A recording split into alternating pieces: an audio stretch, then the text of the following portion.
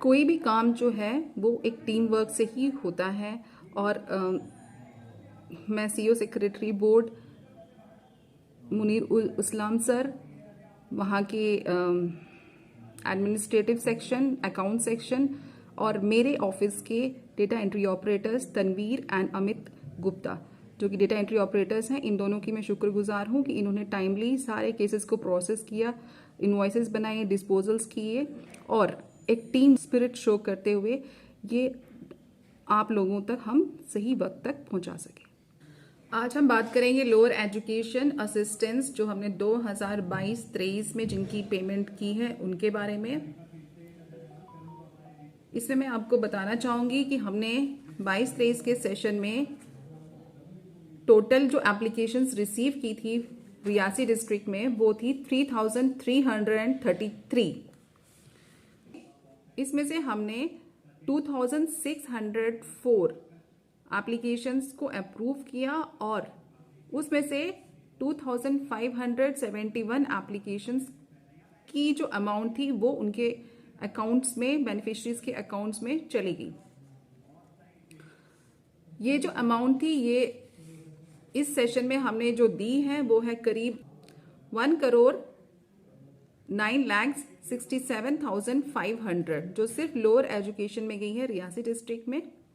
इन applications के अलावा कोई 674 एप्लीकेशंस हमारी रिवर्ट हुई हैं, वापस बेनिफिशरीज को गई हैं डॉक्यूमेंट्स पूरे ना देने की वजह से, क्योंकि 31 मार्च को हमें पैसे सरेंडर करने होते हैं। इसीलिए जितनी भी एप्लीकेशंस हमने रिसीव की 31 के पहले पहले हमने कोशिश की कि हम उन्हें टाइम से पेमेंट कर दें, लेकिन उसके बावजूद भी कोई 674 एप्लीकेशंस थी जो हमें रीसबमिट नहीं हुई, जो अब पेंडिंग है और वो तभी हम उनकी पेमेंट कर पाएंगे जब नेक्स्ट सेशन में हमें फिर से पैसे आएंगे।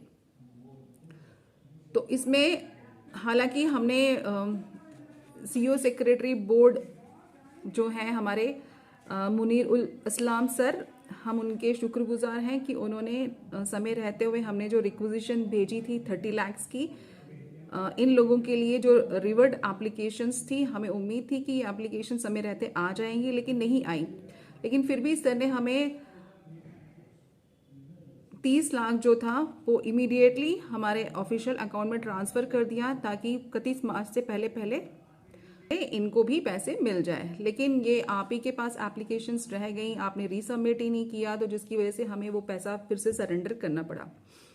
तो इसमें एडमिनिस्ट्रेशन तो हमेशा आपके साथ, आपके लिए हर वक्त फटाफट काम करने के लिए तैयार रहती है, लेकिन कहीं ना कहीं किसी वजह से समय से डिस्पोजल नहीं हो पाता है। मैं आप लोगों से गुजारिश करूंगी कि आप जो ये 674 एप्लीकेशनें अभी जो रिवर्टेड हैं, बेनिफिशरीज के पास पेंडिंग हैं, वो हमें रीसबमिट करते जाएं और फिर से जब ये पैसा हमें आएगा इसके डिसबर्समेंट के लिए, उस वक्त हम इसे डिसबर्स कर देंगे। इसमें जो फाइनेंशियल ईयर होता है वो 1 अप्रैल से लेकर 31 मार्च तक होता है और उसी के दौरान हमें ये पेमेंटें करनी होती है और 31 मार्च को हमें ये पैसा सरेंडर करना पड़ता है।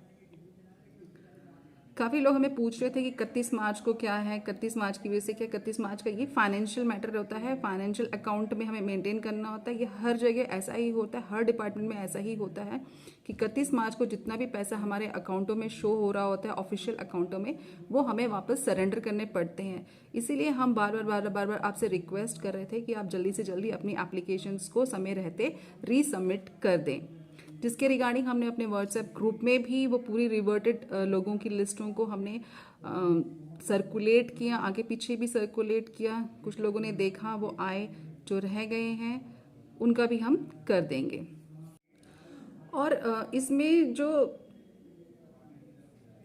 बहुत सी ऐसी एप्लीकेशंस हैं जिनके हमने पैसे छोड़े लेकिन फिर भी उनके पैसे हमारे पास वापस आ गए हैं। ऐसे भी लोग हैं। जब भी आप एप्लीकेशंस लगाते हैं या पेमेंट के लिए तो अपने अकाउंट्स को एक्टिव करें। हमेशा ये ध्यान रखें कि एटलीस्ट एप्लीकेशन लगाने के वक्त आप अपने अकाउंट में जाके 100 रुपये जमा करा दें ताकि आपका अकाउंट एक्टिव हो जाए, और जब हम यहाँ से पेमेंट छोड़ते हैं तो वो पेमेंट हमें वापस ना आ जाए आपके अकाउंट के बंद होने की वजह से। तो कुछ लोग ऐसे भी हैं जिनके पैसे वापस आ गए हैं, तो उनकी भी अब पेमेंट जो है वो नेक्स्ट पैसा आएगा तब हम कर पाएंगे। तो ये अपडेट थी रिगार्डिंग लोअर एजुकेशन असिस्टेंस की सेशन 2022-23 की।